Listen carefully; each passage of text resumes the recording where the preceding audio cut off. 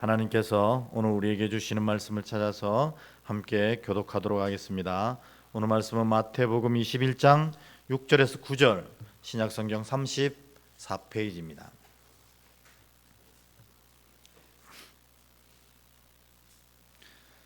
마태복음 21장 6절에서 9절 4절 말씀 저와 여러분이 한 절씩 교독합니다. 제가 먼저 읽겠습니다. 제자들이 가서 예수께서 명하신 대로 하여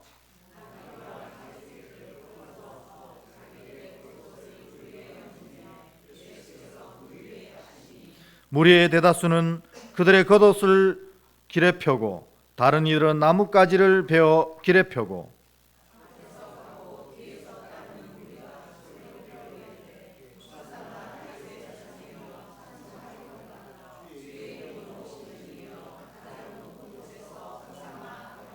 아멘. 이 여전도의 영광 찬양 드리겠습니다.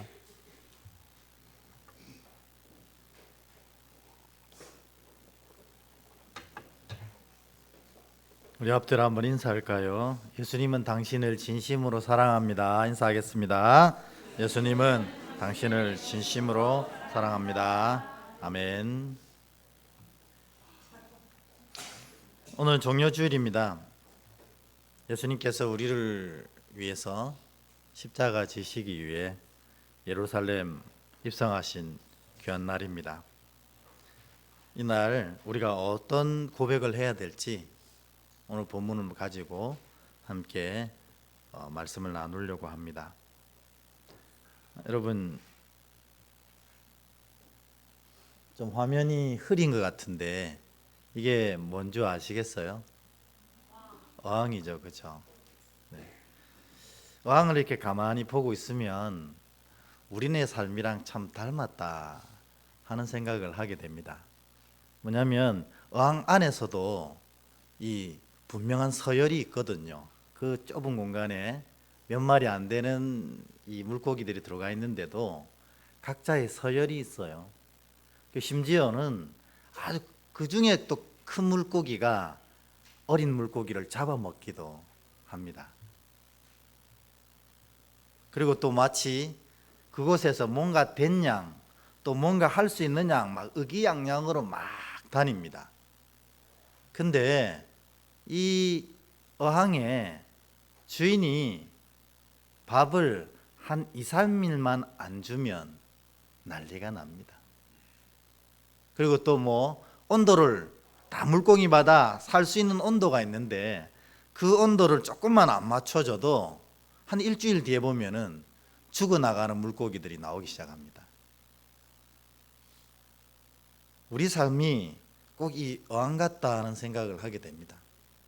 우리가 우리의 삶을 열심히 살아가고 뭔가 이루어가는 것처럼 여겨져도 하나님께서 우리 삶에 필요한 것을 우리 주인처럼 어항에 제공해 주지 않고 그냥 하나님이 내려놓으시면 우리는 진짜 곧 죽을 수밖에 없는 그런 존재들이거든요.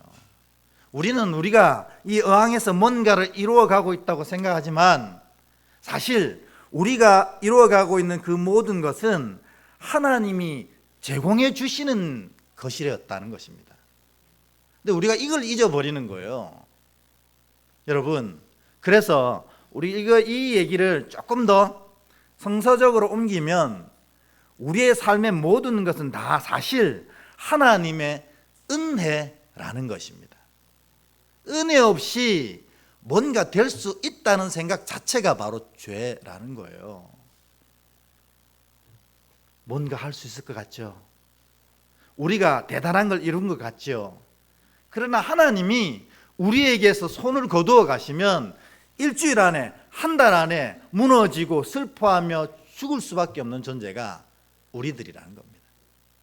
그래서 우리는 날마다 이 하나님의 은혜를 간구하는 것, 이 은혜대로 살아가는 것, 은혜를 따라가는 것, 이것이 바로 신앙이라는 것입니다.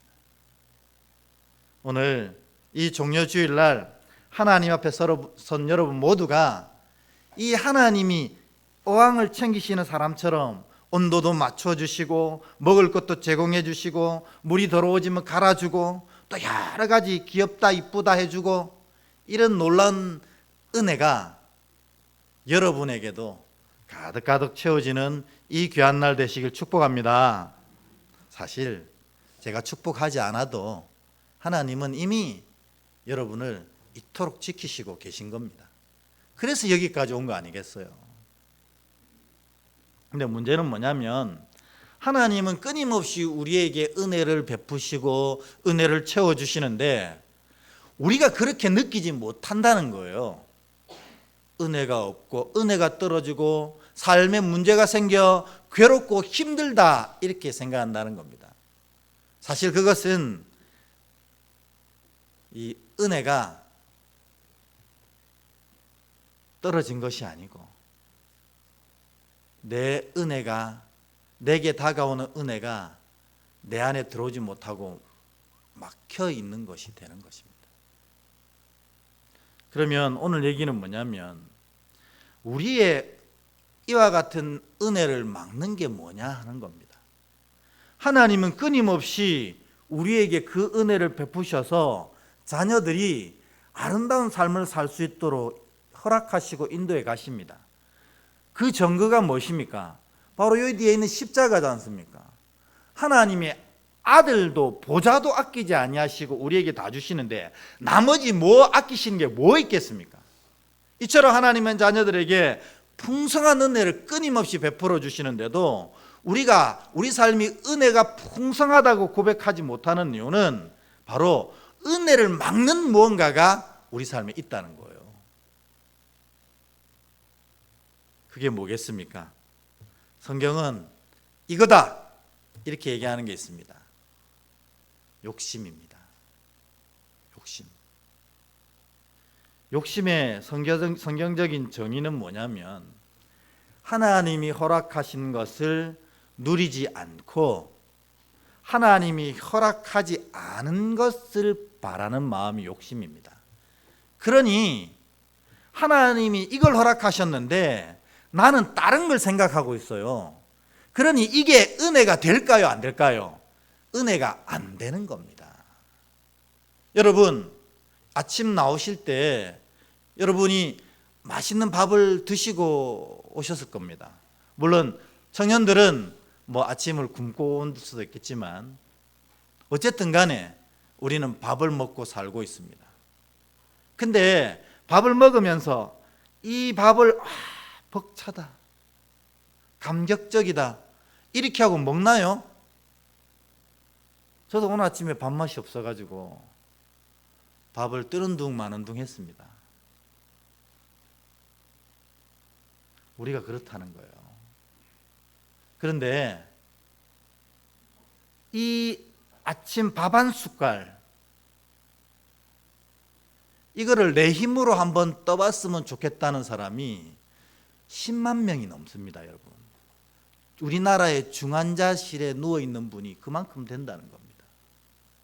이 밥숟갈 하나 내 힘으로 뜨고 싶은데 그게 안 되는 분들이 너무나 많다는 거예요. 근데 우리는요, 밥이 먹기 싫어서 안 먹는 거예요. 그러니까 뭐냐면 우리의 욕심이 주신 은혜를 누리지 못하게 하고 오히려 은혜로운 삶을 전혀 느끼지 못하게 하는 거예요. 여러분 주일날 아침에 이렇게 마음 놓고 교회를 나오시잖아요. 근데 주일날 이 예배한 것 이것조차도 아직도 마음대로 할 수 없는 곳이 세계 곳곳에 펼쳐져 있습니다. 멀리 갈 필요도 없어요. 여러분 동남아만 가보세요. 동남아는 이미 다 이슬람 국가거든요. 그 이슬람에서 주일 아침에 예배 드린다는 것이 얼마나 힘든지 모릅니다. 가족을 등져야 하고 마을 공동체를 등져야 하는 사람들이 너무 많아요. 그래가지고 목숨 걸고 이 예배를 참석하는 자들이 이 동남아의 크리스찬들입니다. 근데 우리는 뭐예요? 아침에 눈 딱 떠서 오늘은 하루 어떻게 이렇게 할 수도 있잖아요. 뭐냐면 하나님 부어주시는 이 은혜가 정말 우리가 이걸 소중한 것으로 여기고 받아들이지 않고 엉뚱한 것을 바라보고 있는 거예요. 그게 욕심입니다. 여러분, 우리는 참 많이 누리고 있습니다. 하나님 주셨어요.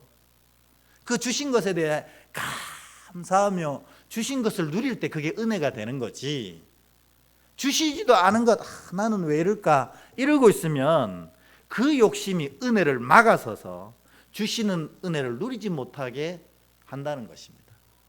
여러분, 여러분들에게 뭐 많은 것을 바라지 마라 이런 얘기가 아닙니다. 여러분 다 여러분 하고자 하는 대로 원 없이 펼쳐지길 기도합니다. 그러나 놓치지 말아야 할 게 뭐냐면 내게 주신 이것을 감사할 수 있는 마음을 놓치면 안 된다는 거예요. 주신 것에 감사하는 마음, 이것이 은혜를 은혜로 만드는 것입니다. 여러분, 요즘에 감기가, 독감이, 또 코로나가 다시 유행해서 아픈 분들이 많아요.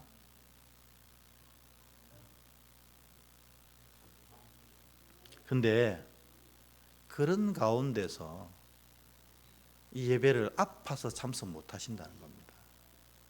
근데 여러분들은 그래도 건강해서 이 자리에 참석하셨잖아요. 그러니까 여기 참석한 게 은혜예요. 내 다리로 예배에 참석할 수 있다는 게 은혜입니다. 이거를 막아내는 게 바로 욕심이란 겁니다. 또 두 번째로는 은혜를 담아내는 그릇에 문제가 있는 경우가 있어요. 은혜를 담아내는 그릇 중에는 뭐가 있냐면요, 첫 번째는 교회입니다.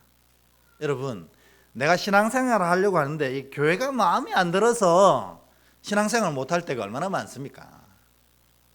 교회는 뭐냐면 하나님의 이 은혜를 세상에 선포하고 세상에 전하도록 성령께서 만드신 기관이거든요.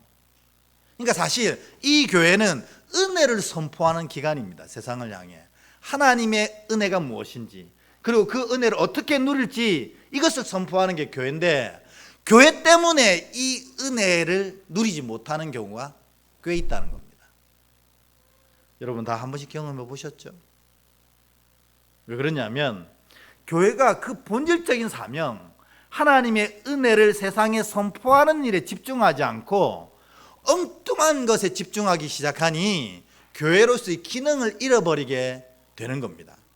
그래서 교회 자체가 오히려 사람들이 은혜를 받아들이는데 방해가 되고 장애가 되는 경우가 너무 많다는 겁니다.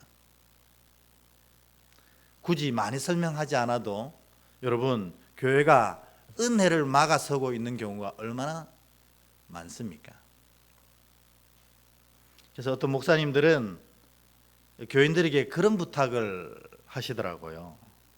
뭐냐면 식당에 가서 밥을 먹고 나면, 우리가 이제 식당 먹고 나면 뭐 음식도 좀 흘리게 되고 그릇도 지저분하게 막 펼쳐지게 되고 썼던 휴지도 이렇게 막 깔리게 되잖아요.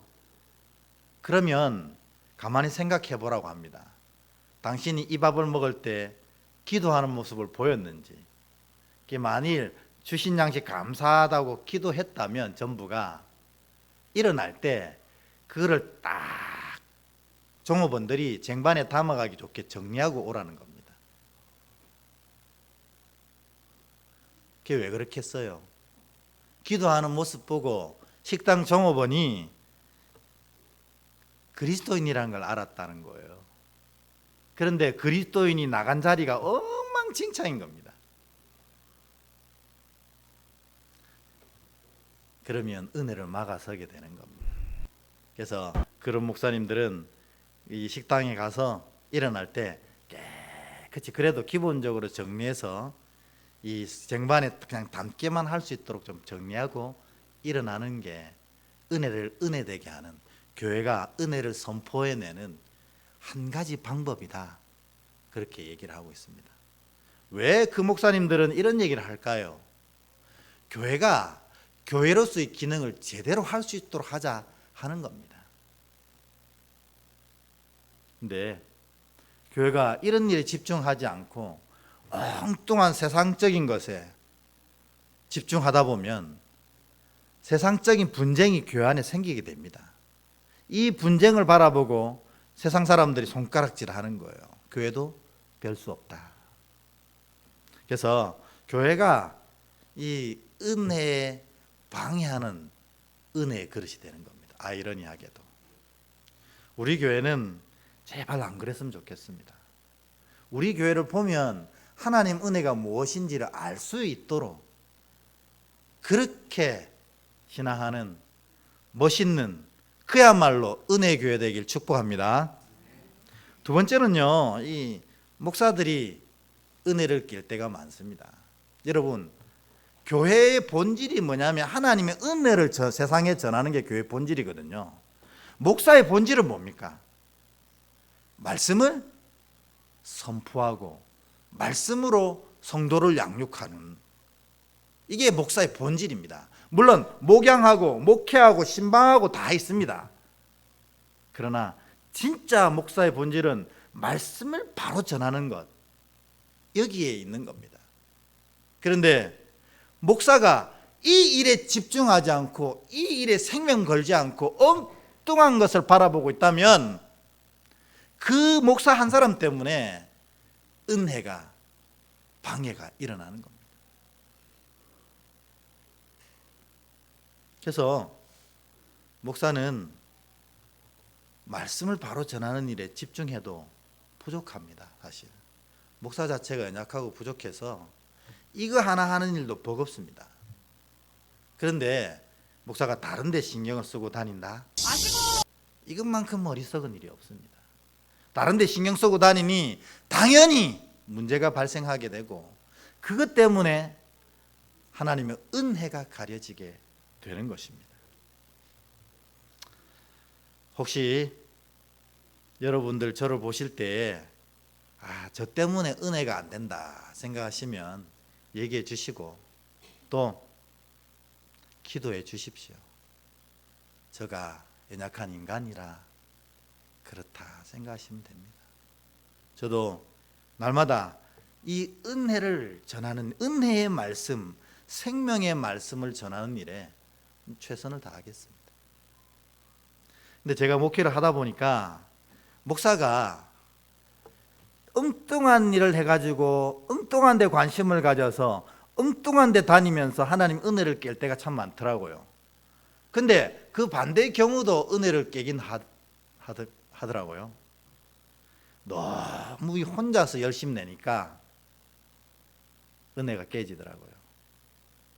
목사는 성도들이 진짜 은혜 가운데 있기를 바라면서 막 달려가는데 그게 성도들하고 보조가 맞아야 되는데 내 욕심에 내가 혼자 달려가니 성도들이 그게 은혜가 되는 게 아니고 부담이 되고 그렇게 되어지더라고요. 이건 제가 경험론적으로 깨달은 겁니다. 그래서 이제는 너무 혼자 안 달려가야지 하는 마음이 있습니다. 어쨌든 간에 목사는 은혜를 전하는 수단이 돼야 되는데 목사가 이 은혜를 깨면 안 된다는 거예요. 여러분, 더 깜짝 놀라운 게 있어요. 말씀이 은혜를 깨는 때가 있다는 겁니다. 뭐냐면 말씀이 너무 어려워요. 진짜 어렵습니다. 우리 한글 성경 번역 자체가 너무 어렵고 또 쉬운 성경으로 나와도 또 어려운 게 뭐냐면 그 말씀을 그대로 지키기가 어려울 때가 많다는 거예요. 그래서 말씀을 열심히 탐독하는 분들 중에 오히려 시험 드는 분들이 많아요. 내가 이렇게 할 수 있을까? 이렇게까지 해야 되는가? 그래서 말씀이 은혜를 깰 때가 있습니다. 여러분, 근데 그건 조금 착각입니다. 말씀에 겉뜻이 있지만 그 말씀에 진짜 속뜻이 있다는 걸 여러분 아셔야 돼요.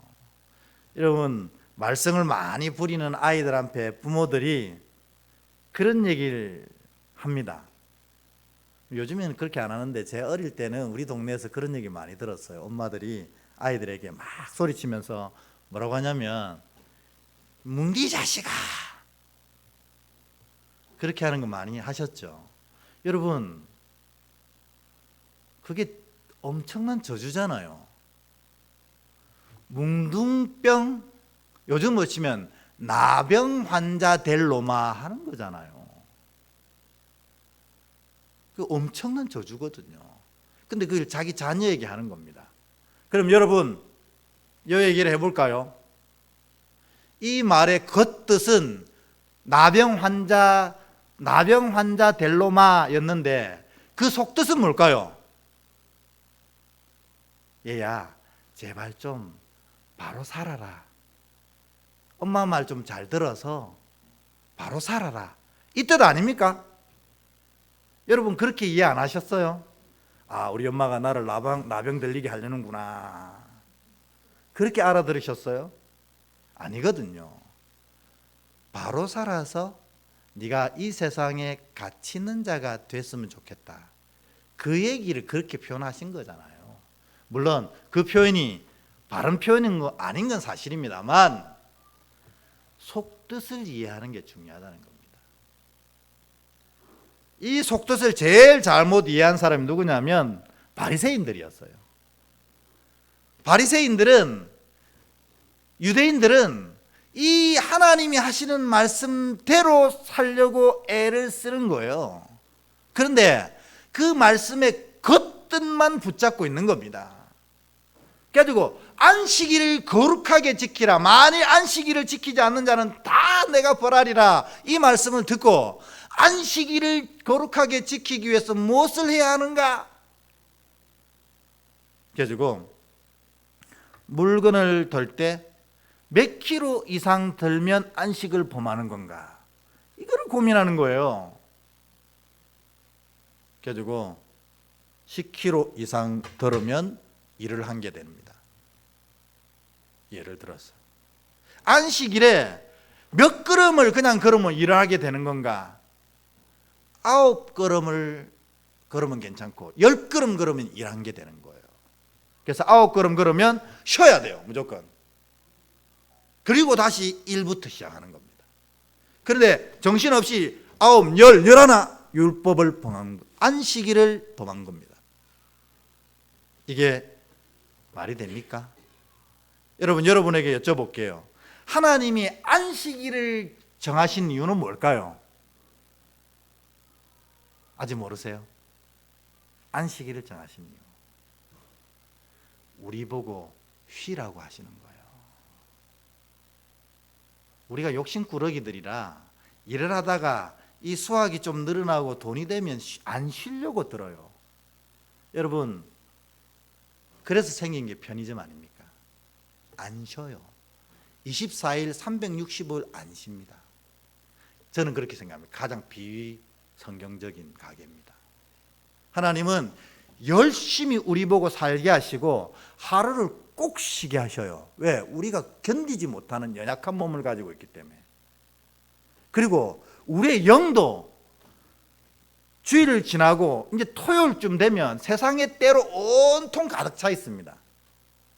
그대로 가다가는 하나님을 모른다는 지경까지 가게 됩니다. 그래서 어떻게 해요? 주일날 와서 말씀으로 그 때를 또 다 벗겨가는 겁니다. 그리고 월요일부터 또 은혜로 살아가는 거예요. 안식일의 속뜻은 우리가 삶으로, 영으로 바로 힘을 얻어서 바른 삶을 살도록 하시려고 하나님이 안식일을 지정하신 거예요. 그 속뜻을 이해하면 이 안식일 자체가 진짜 지켜야 되는 것이 되는 겁니다. 근데 그걸 이해 못하면 꼭 이렇게 해야 되나? 말씀이 오히려 은혜를 깨는 장애물이 되는 겁니다. 그래서 은혜의 그릇이 은혜를 깰 때가 너무나 많다는 겁니다. 근데 제일 큰 장애물이 있습니다. 이것들하고 비교할 수 없는 장애물이 있습니다. 은혜를 깨는. 그게 뭘까요? 우리 자신입니다. 은혜를 깨는 것. 여러분, 제가 이렇게 설교를 하다 보면요, 미안한 얘기지만 설교 안 들으려고 작정한 분이 있어요. 앉자마자 눈 감고 자는 사람이 있어요. 앉자마자. 안 들으려고 작정한 거 아니에요? 그러니 은혜가 그 안에 들어갈 수가 없는 거예요. 그러니까 10년, 20년, 30년 신앙을 해도 이 신앙이 자라질 않는 겁니다. 왜? 믿음은 뭐에서 나는 겁니까? 들음에서 나는 건데 앉자마자 자려고 그러니까 안 자려고 애를 쓰면서 있으면 이해가 됩니다. 아우, 얼마나 피곤할까. 앉자마자 이럽니다. 그럼 제가 막 마음이 찢어져요. 은혜가 절대로 들어갈 수가 없습니다. 그에게는. 그러니까 모든 은혜를 깨는 가장 큰 장애물은 뭐냐면 사실 자기 자신입니다. 여러분. 그러니까 이 자리에 나왔으면 이 자리에는 왜 나왔습니까? 그걸 기억해야 돼요. 억지로 나왔고 뭐 부인 때문에 나왔고 뭐 장모님 때문에 나왔고 뭐 우리 아버지 때문에 나왔고 어쨌든 나왔으면 여기서는 은혜를 받아가시려고 해야 됩니다. 어쨌든 나왔거든. 왜? 어쨌든 나오게 하신 게 누구예요? 하나님이십니다. 여러분 그걸 기억하셔야 돼요. 우리 아버지 때문에 나왔어. 저 맨 뒤에 우리 아들 앉아있거든요. 아버지가 목사인데 이 예배 안 참석하면 난리 나거든요. 그래서 나왔어요. 안 그랬으면 잤을 거예요. 제가 아침에 2번 깨우고 나왔거든요. 근데 나왔으면 은혜를 누리려고 해야 돼. 하나님 왜 나를 여기에 우리 아버지를 통해 불러주셨을까? 안 그러면 이 시간에 아무 의미가 없는 겁니다. 일단 나왔으면 여기에 나온 가치와 의미를 새기기 위해서 은혜를 향해 내 마음을 열고 내 길을 열고 내 눈을 여셔야 돼요. 그리고 마지막에 뭐? 내 입을 여셔야 돼요. 아멘 받는 겁니다. 근데 마음을 닫고 귀를 닫고 눈도 감고 입까지 하고 있으면 예수님이 여기서 설교해도 은혜가 안 되는 겁니다. 근데 하물며 이 부족한 종이 설교를 하는데 은혜가 되겠습니까? 여러분, 은혜의 가장 큰 장애물은 누구입니까? 나 자신입니다. 그걸 기억하면 은혜의 출발점이 된다는 겁니다. 오늘 귀가 닫힌 분 귀를 여시고 눈이 감긴 분 눈 뜨시고 마음이 닫힌 분 마음을 활짝 여셔서 성령님 은혜로 부어 주시옵소서. 그 기도 제목이 여러분에게 임하는 복된 시간 되길 축복합니다. 또 은혜가 안 될 때가 있어요. 하나님이 부재하시다는 경험. 여러분 모든 기도는 하나님 다 응답하십니다. 아멘. 그게 경험 잘 안 되어지고 이해 안 되시는 분들은 기도 수첩을 쓰세요.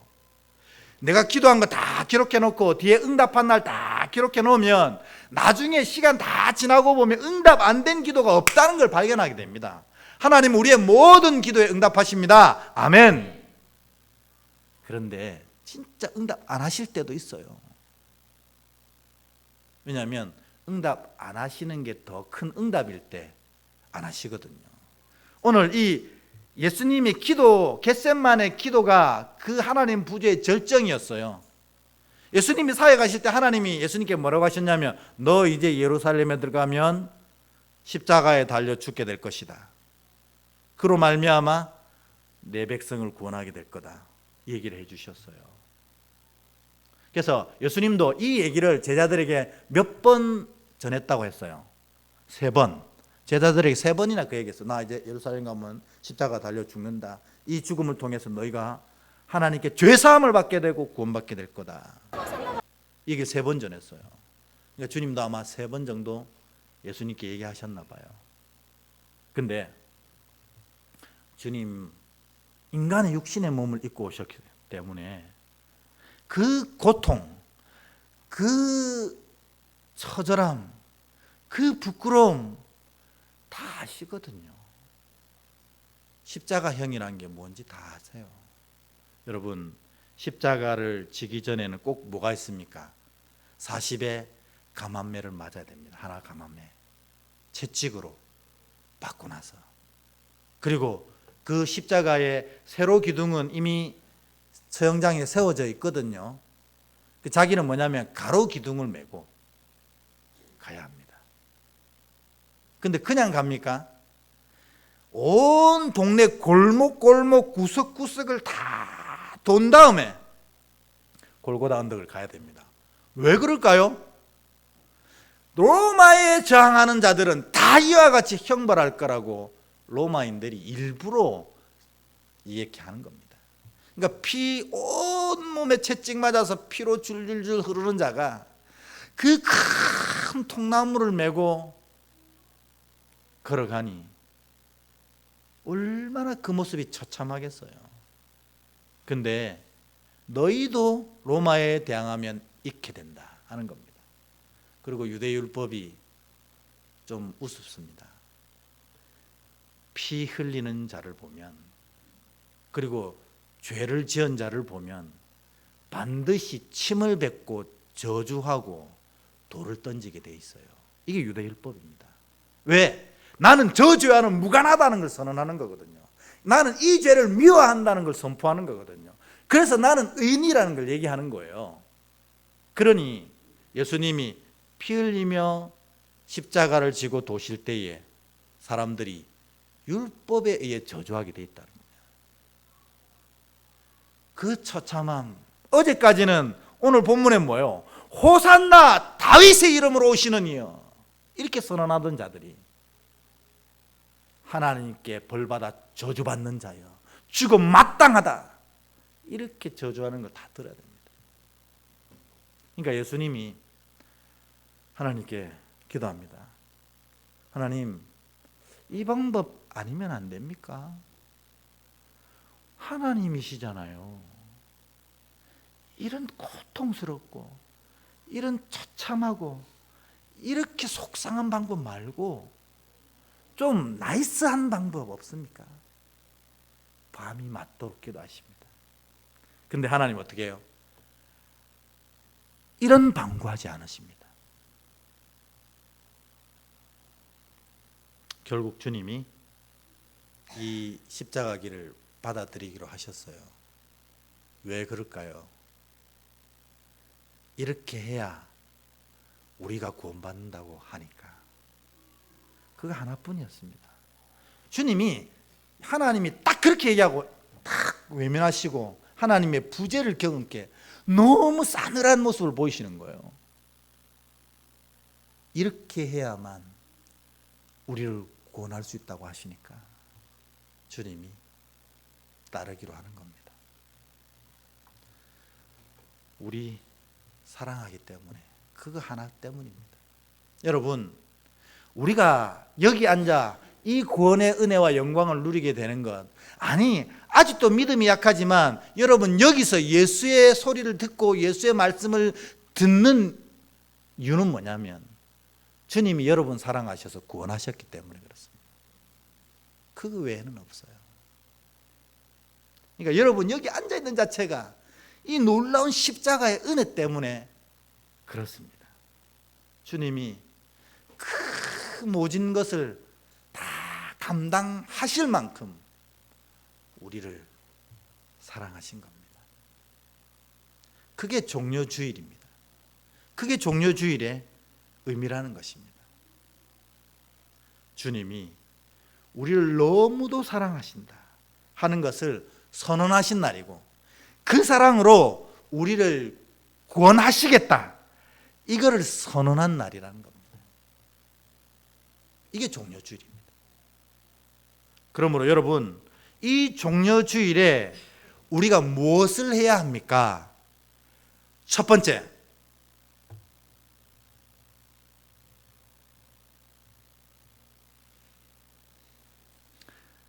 주님이 이토록 나를 사랑하신 자입니다.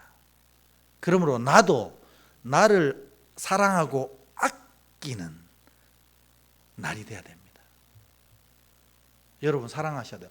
나는 내 사랑하는 거는 책임지고 잘할 수 있습니다. 영양제도 많이 먹고요. 운동도 열심히 하고요. 몸에 좋다는 거 많이 먹습니다. 너무 잘하셨어요. 자기를 아끼셔야 돼요. 주님이 핏값으로 사신 몸이라는 거예요. 주님이 핏값으로 사신 영이라는 겁니다. 그러니까 자기를 위해서 진짜 아끼셔야 됩니다. 그런데 영양제, 좋은 음식, 좋은 옷은 내 육만을 위한 겁니다. 뭐 해야 돼요? 여러분 영을 위해 영을 아끼는 일을 하셔야 된다는 거예요. 이 날이 그런 날입니다. 그래서 오늘 종료주일부터 부활의 영광을 맞이하는 이 고난주간 동안에 내 영을 살찌우는 일, 내 영이 살아나는 일을 위해서 애쓰는 주간이 바로 고난주간입니다. 주님이 나를 위해 피 흘리시고 이 고통 당하신 거 주님 너무 슬퍼요. 막 일주일 내내 눈물 흘리는 거 주님 원하시지 않습니다. 의미 없는 일 아닙니까 그거? 주님이 진짜 원하신 건 내가 이토록 너희를 사랑하였으니 너희도 너희의 몸뿐만 아니라 너희의 영을 이와 같이 아끼거라. 이게 바로 종료주일의 가장 큰 선언이고 고난주간의 가장 큰 해야 될 일이라는 겁니다.